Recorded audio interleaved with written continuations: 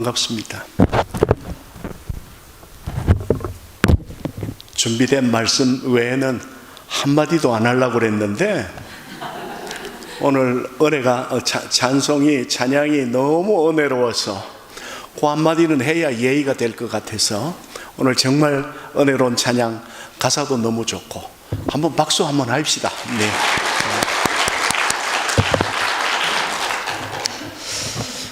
제 부친은 1925년 1월생으로 93년을 이 땅에서 사시다가 하나님의 부르심을 받아 하나님 나라로 이사를 가셨습니다.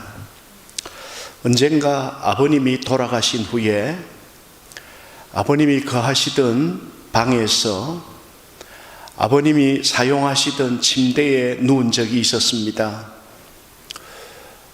침대에 누워 고개를 돌려 머리 쪽 오른쪽 벽면을 보니 볼펜으로 쓴 생이라는 한자가 2번 연이어 또렷이 써 있는 것을 발견했습니다.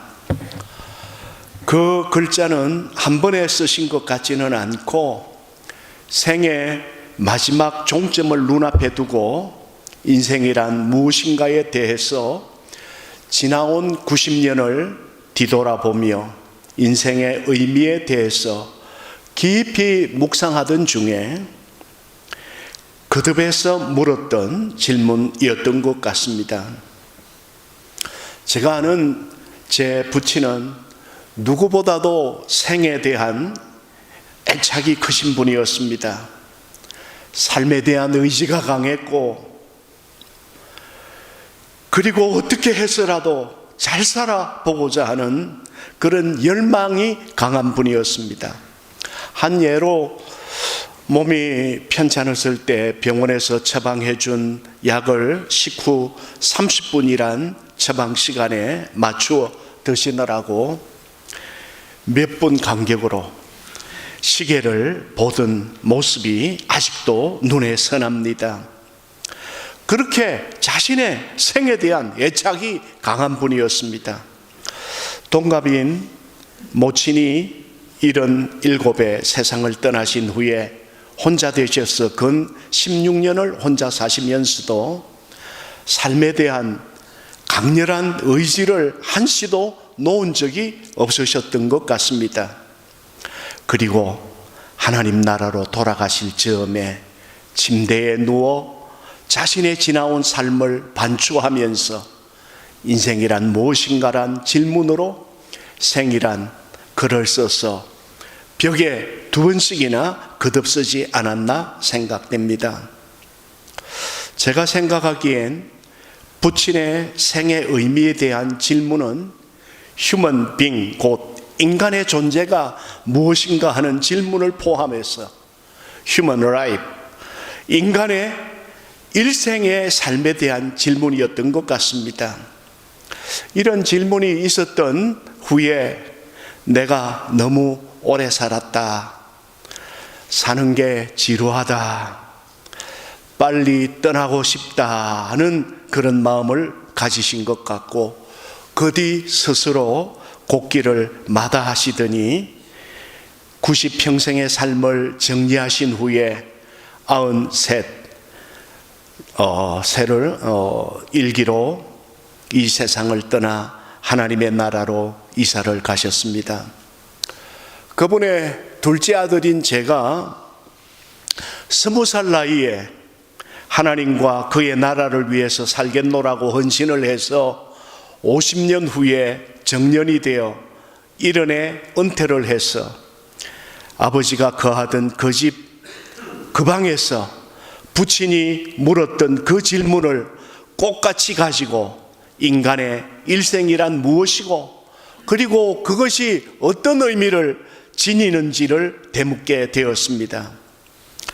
인생이 무엇인가라는 질문을 할 때 먼저 서울대학교 법학과 출신의 점잖고 지적인 면모를 풍기던 최희준이라는 가수의 유명한 히트곡 하수생이라는 노래가 떠오릅니다.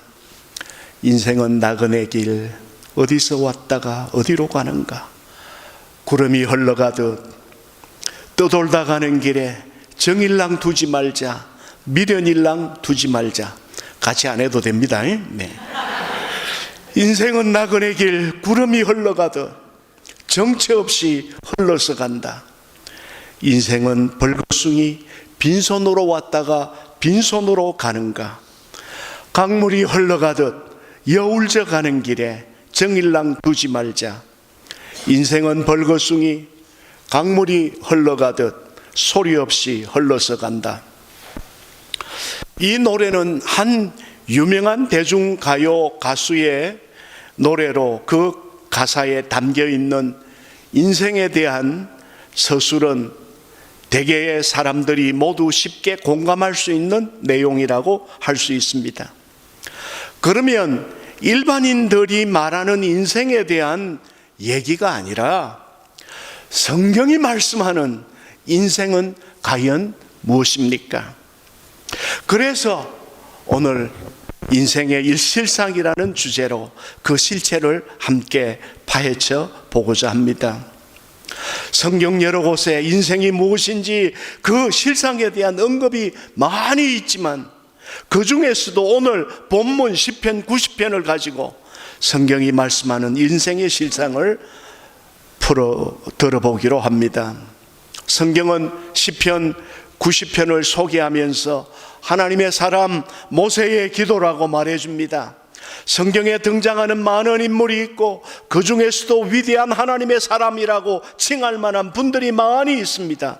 하지만 모세는 출애굽의 지도자로 남달리 하나님과 깊이 교제하는 가운데 주께서 맡기신 일을 충성스럽게 수행했던 그가 하나님께 올렸던 기도에서 그가 인간의 일생에 대해 어떻게 알고 이해했는지 그 인생의 실상에 대해서 함께 탐구해 보십시다. 모세는 그의 기도에서 먼저 하나님은 어떤 분이시고 그에 비해서 우리 인간은 어떤 존재인지 말했습니다. 모세는 1절 2절에서 주여 주는 대대에 우리의 거처가 되셨나이다. 산이 생기기 전 땅과 세계도 주께서 조성하기 전 영원 전부터 영원까지 주는 하나님이십니다. 이때는 아멘 좀 하고. 아멘. 이 말씀은 하나님께서 대대로 우리의 거할 곳이 되시고 피난처와 안식처가 되셨다는 말씀입니다. 그리고 산들이 생기기 전 땅과 세계가 생기기 전부터라는 말씀은 이 세상이 창조하기 전부터 하나님은 계셨다 그 뜻입니다. 그래서 하나님은 영원 전에 계셨을 뿐만 아니라 영원 후까지 계실 뿐이다 그런 뜻입니다. 이런 영원하신 하나님에 비해서 우리 인간은 어떻습니까? 3절 4절에 주께서 사람을 티끌로 돌아가게 하시고 말씀하시기를 너의 인생들은 돌아가라 하셨사오니 주의 목전에는 천년에 지나간 어제와 같으며 밤의 한순간 같을 뿐임이다 했습니다. 주께서 사람을 티끌로 돌아가게 하셨다는 말씀은 에덴에서 범죄한 아담과 하와에게 흙으로 지어진 너희는 죽어 흙으로 돌아가라 하신 말씀으로 아담의 후손인 사람들은 모두 죽어서 흙으로 돌아갈 수밖에 없는 운명을 지니게 되었다는 말씀입니다.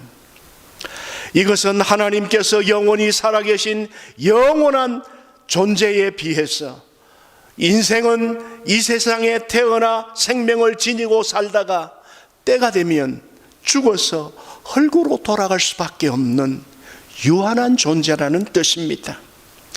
다시 말해서 하나님은 영원하심에 비해 인간은 유한하다는 뜻입니다. 4절 주의 목전에는 천년이 지나간 어제 같으며 밤의 한순간 같을 뿐임이다 했습니다. 주님 앞에는 천년도 지나간 어제와 같고 밤의 한순간과 같습니다는 말씀입니다. 베드로 사도가 주께는 하루가 몇 년? 1000년 같고 1000년이 해도 돼요. 1000년이 하루와 같다고 말씀한 것과 바로 이 말씀입니다. 그러므로 사람은 하나님의 영원하심에 비해 찰나와 같은 짧은 시간을 살다가 가는 인생이기 때문에 사람의 시간으로 영원한 하나님의 시간을 측정할 수가 없다, 그런 말씀이지요. 5절 7절 말씀, 주께서 그들을 홍수처럼 썰어 가시나이다. 그들은 잠깐 자는 것 같으며 아침에 돋는 풀 같으니이다. 푸른 아침에 꽃이 피어 자라다가 저녁에 시들어 마르나이다. 우리는 주의 노에 소멸되며 주의 분내심에 놀라나이다 했습니다. 새번역 성경은 주님께서 생명을 거두어 가시면 인생은 한순간에 꿈일 뿐 아침에 돋아난 한 포기 풀과 같이 사라져 갑니다. 푸른 아침에 돋아나서 꽃을 피우다가도 저녁에는 시들어서 말라버립니다. 주께서 노하시면 우리는 사라지고 주께서 노하시면 우리는 소스라치게 놀랍니다라고 번역했습니다. 이 말씀은 이사야 선지자의 모든 육체는 뭐와 같고? 풀과 같고 그 영광은 풀의 꽃과 같으니 풀은 마르고 꽃은 떨어지되 주의 말씀은 세세토록 있도다. 할렐루야. 이와 같은 말씀이에요. 8절, 주께서 우리의 죄악을 주의 앞에 놓으시며 우리의 은밀한 죄를 주의 얼굴빛 가운데 두셨나이다 했습니다. 지금까지는 인생이 영원하신 하나님에 비해서 그 생명이 유한하여 한없이 짧다는 내용이었지요. 그런데 8절에 와서 드디어 인간의 죄의 문제가 등장합니다. 하나님의 영원하심과 인간의 유한함에 대해서 이는 우리가 운명적으로 받아들일 수밖에 없는 어쩔 수 없는 사실입니다. 그런데 하나님 앞에서 인간의 치명적인 약점은 인간이 바로 죄를 지은 죄인이라는 데 있습니다. 의인은 없나니 한 사람도 없다고 했습니다. 모든 사람이 죄를 범하였음에 하나님의 영광에 이르지 못했다고 했습니다. 욕심이 잉태한 적 죄를 낳고 죄가 장성한 적 사망을 낳느니라고 했습니다. 그리고 죄의 값은 기다리는 거 빨리 해보이소. 죄의 값은 사망이다 했습니다. 영원하신 하나님 앞에서 유한한 인간이 도무지 무엇을 어떻게 해볼 도리가 없지만 죄의 문제가 나오면 더더구나 하나님 앞에서 아무 할 말이 없어 손으로 입을 가리고 그저 항복의 의미로 두 손을 번쩍 들 수밖에 없게 됩니다. 이는 실로 치명적인 것입니다. 그리고 그 치명적인 인간의 죄악을 하나님 앞에 두고 그 영광의 빛 아래 두게 되면 모든 게 다 끝나버리고 맙니다. 그래서 탄식하듯 모세는 9절에서 우리의 모든 날이 주의 분내 중에 지나가며 우리의 평생이 순식간에 다하였나이다 라고 말할 수밖에 없었습니다. 이것이 죄를 범한 인생의 실상이고 공통된 운명입니다. 10절, 우리의 연수가 70이요 강건하면 80이라도 그 연수의 자랑은 수고와 슬픔뿐이요 신속히 가니 우리가 날아가나이다 했습니다. 공동번역 성경은 인생은 기껏해야 70년, 근력이 좋아야 뭐가 좋아야?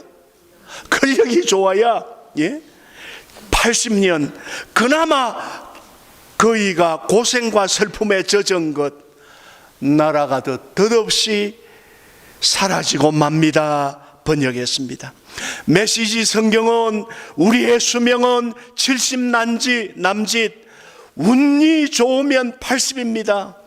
그렇게 살아서 내놓을 게 무엇이겠습니까? 고통뿐입니다. 수고와 고통과 묘비 하나가 전부입니다. 그렇게 번역했습니다. 지금은 확실히 수명이 늘어서 웬만하면 몇천 넘기고 1년은 넘기고 80도 넘기고 90도 아이고 맞습니다. 예, 잘 넘기시기 바랍니다. 그 다음에 몇 살? 90까지 했은 게 또 몇 살? 예, 100살까지 사는 분들이 많이 늘었어요. 그런데 평균 수명이 얼마예요? 80, 대여섯 살. 예. 그래서 대개 제가 보니까 80을 넘기면서 세상을 떠나시는 분들이 많은 것을 보았어요. 또 그 연수의 자랑은 수고와 슬픔뿐이라고 했어요. 인생이 그렇게 짧은 인생을 사는데 그 삶이 무엇으로 채워지는가 하면 수고이고 또 슬픔이라고 했습니다. 우리의 한평생이 기쁨과 즐거움으로 가득 채워지기보다는 이 땅에 생명을 유지하느라고 보통의 수고가 아닌 엄청난 수고를 해야 합니다. 어떤 이들은 정말 허리가 휘도록 고생을 하며 삽니다. 그리고 그 과정에서 겪는 슬픔 또한 얼마나 크고 많습니까? 이것이 어떻게 우리의 인생의 자랑거리가 되겠습니까? 자랑이라고 할 수 없는 것을 모세는 일러 역설적으로 자랑이라고 했습니다. 거기에 더해서 세월이 얼마나 빨리 가는지 마치 날아가는 듯이 우리가 날아간다고 했습니다. 사람이 젊을 때는 참 세월이 더디 갑니다. 지루하다 싶을 정도로 더디 갑니다. 그런데 청년의 시기를 지나서 장년에 들어서면 점점 빨라지기 시작하다가 노년의 때에는 정말로 날아가듯이 세월이 갑니다. 그래서 사람에게 세월의 빠른 속도는 그 나이에 비례한다는 말이 있습니다. 10대에는 몇 킬로? 네, 미국서는 마일이더라고. 그러면 16킬로죠, 그렇죠? 네, 10킬로. 10킬로로 시작하니까 계속 킬로로 합시다. 그 다음에 20대는 몇 킬로? 20킬로 넘어서 60대는 60킬로, 70대는 70킬로, 80대는 80킬로로 달려간다, 그런 말이에요. 저도 살아보니까 그 말이 맞았어요. 이것 또한 우리 인생이 감출 수 없는 인생의 실상입니다. 이런 인생의 실상을 앞에 두고 모세는 부르짖듯이 11절 12절에 하나님께 기도하기를, 누가 주의 노여움의 능력을 알며 누가 주의 진노의 두려움을 알리이까? 우리에게 우리날 계수함을 가르치사 지혜로운 마음을 얻게 하소서 기도했습니다. 이 기도에서 모세는 하나님께 지혜로운 마음을 달라고 기도했는데, 그 기도는 달리 표현하면 알게 해달라는 기도입니다. 그러면 모세는 무엇을 알게 해달라고 하나님께 기도했습니까? 두 가지를 알게 해달라고 기도했습니다. 하나는 11절에 누가 주의 노여움의 능력을 알며 누가 주의 진노와 두려움을 알리까 했습니다. 이는 하나님께 대해서 두려워할 줄 아는 마음과 하나님의 심판이 얼마나 무서운지, 그 두려움의 크기를 알게 해달라 기도입니다. 하나님은 사랑의 하나님인 동시에 또한 공의의 하나님이십니다. 그런데 사람들은 하나님의 사랑에 대해서도 깊이 있게 제대로 잘 알지 못하지만 동시에 하나님께서 얼마나 무섭고 두려운 분인가 하는 것도 제대로 잘 알지 못합니다. 그래서 하룻강아지? 그래요, 바로 그거예요. 범무서운 줄 모르고 그 앞에서 까불듯이 하나님 앞에서 뭐하고? 까불고. 그래서 제가 평소에 목회하면서 그 소리 하니까 좀 듣기 싫어했는데, 하나님 까불지 말게 해주세요. 네, 절실한 기도입니다. 절실한 기도입니다.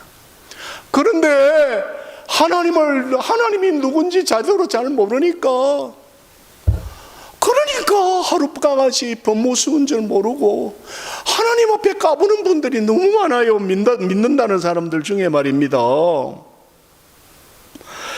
방자하게 굽니다. 진실로 과간이 아니에요. 이런 인간들의 태도에 대해서 시편 기자는 하늘에 계신 자가 웃으시며 저희를 비웃으시리로다 했습니다. 우리가 인간답게 살고 제대로 하나님을 섬기고 살려고 하면 하나님을 두려워할 줄 알아야 합니다. 하나님의 심판이 무서운 줄도 알아야 합니다. 그렇게 되면 하나님 앞에서 까불거나 방자한 행동을 멈출 수가 있습니다.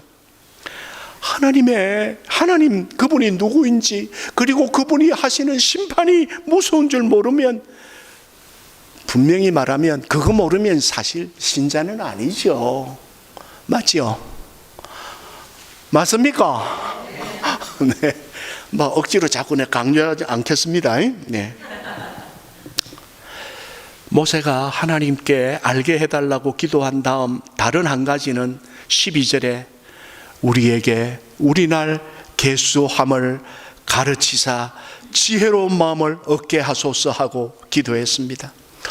공동번역 성경은 우리에게 날수를 제대로 헤아릴 줄 알게 하시고 우리의 마음이 지혜에 이르게 하소서 했습니다.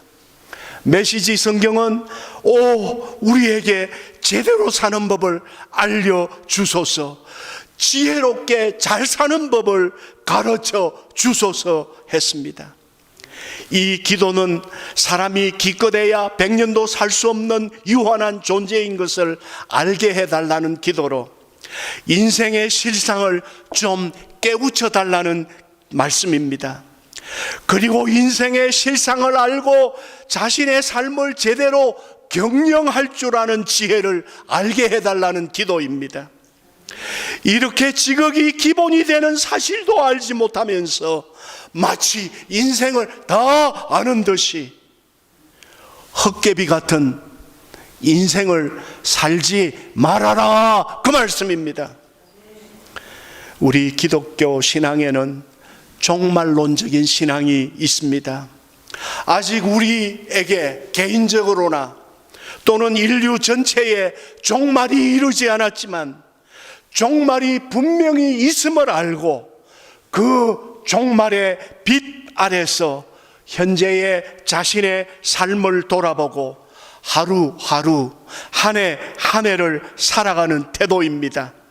그렇습니다. 바로 이와 같은 종말론적인 신앙을 가지고 사는 것이 또한 지혜이고 지혜로운 삶의 방식입니다. 이렇게 보면 우리의 인생이 너무나 허무하고, 그래서 이 세상을 아둥바둥 힘들게 살아야 할 이유가 없는 것 같습니다. 하지만 아닙니다. 전혀 아닙니다. 하나님께서 우리에게 허락하신 인생은 에덴과 같이 부족함이 없는 완전한 행복한 세상이었습니다. 할렐루야. 그런데 인간이 스스로 그 세계를 파괴하고 말았습니다. 베드로 사도는 이사야 선지자의 말씀을 인용하여 말씀하기를 모든 육체는 풀과 같고 그 영광은 풀의 꽃과 같으나 풀은 마르고 꽃은 떨어지되 오직 주의 말씀은 세세토록 있도다 하였으니 너희에게 전한 복음이 곧 이 말씀이니라 했습니다. 이 말씀은 우리의 인생이 유한해서 정말 허무할 수밖에 없지만 우리에게 복음이 주어져서 우리의 운명이 바뀌고, 이건 아멘 좀 해보소. 우리의 운명이 바뀌었어요. 팔자가 바뀌었어요. 그래서 팔자 고친 거요. 그리고 이 땅에서 영원한 하나님 나라를 바라보고 살고, 동시에 이 땅에서 하나님 나라를 누리는 새로운 삶을 살게 되었다, 이 말씀입니다. 여러분, 복음이 무엇입니까? 예수 그리스도가 복음이십니다. 하나님의 아들 예수 그리스도가 죄인된 우리를 위해 사람의 몸을 입고 세상에 오셔서 죄 없으신 그분이 우리의 죄를 다 담당하시고 죄인의 모습으로 십자가에 달려 죽으셨습니다. 사흘 만에 다시 살아 부활하셨습니다. 성천하셨습니다. 아멘 좀 해도 되는데, 지금도 우리를 위하여 하나님 보좌 우편에서 우리를 위해 기도하고 계십니다. 이게 복음이에요. 할렐루야. 그래서 바울 사도는 외치기를 누구든지 그리스도 안에 있으면 새로운 피조물이라. 이전 것은 지나갔으니 보라 새 것이 되었도다. 할렐루야. 우리가 모세의 기도처럼 우리의 인생이 무엇인지 그 실상을 알고 그 날수가 얼마인지 알아서 삶의 지혜를 얻고 또 자신이 죄인임을 알고 회개하고 복음 듣고 그거 믿고 주 예수 그리스도 안에 살면 잃어버렸던 모든 걸 되찾을 뿐 아니라 이전에 알지 못했던 이루 헤아릴 수 없는 하나님의 풍성한 은혜와 축복을 받고 누리고 살 수 있다는 말씀입니다. 이게 복음입니다. 이게 천국입니다. 우리 모두 이 복을 받고 누릴 수 있기를 바랍니다.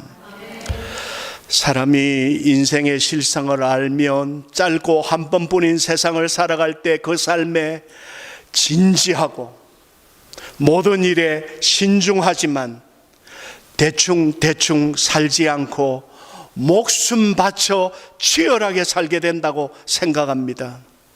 어떻게 주어진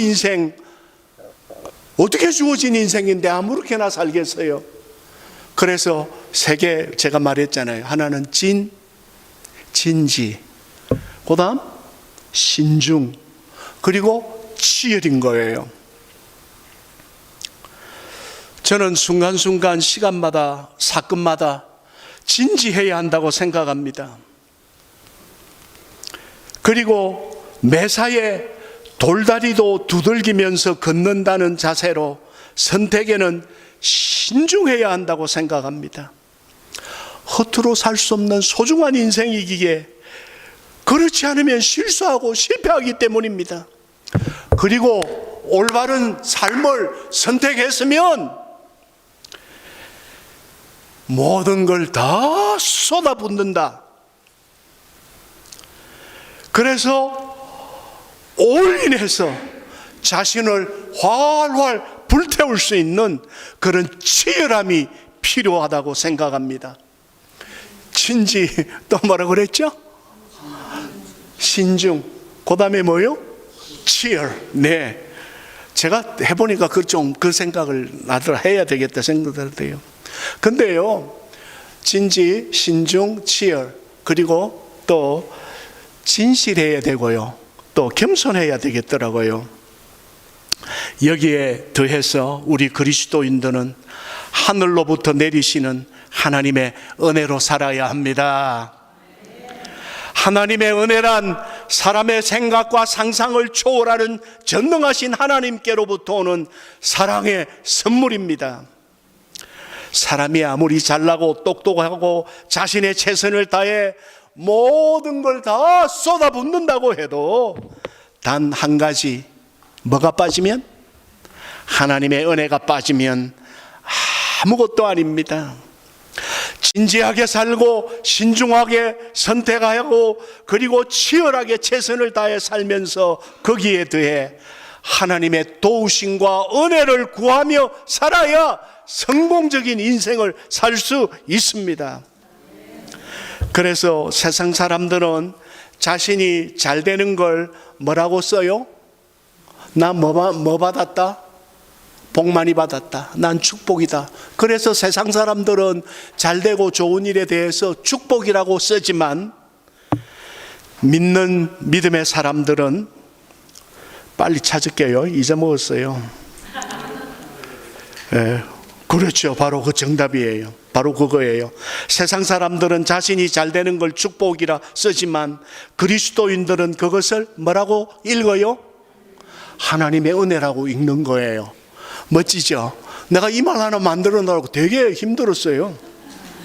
바로 그거예요. 세상 사람들은 그게 복이라고 말하지만 믿음의 사람들은 입으로 뭐라고 고백해야 된다고요? 하나님의 은혜였습니다. 그래야 곧 된다는 거지요. 이것이 믿는 사람과 믿지 않는 사람의 차이입니다. 오늘 2024년 신년 첫 주일이잖아요. 예?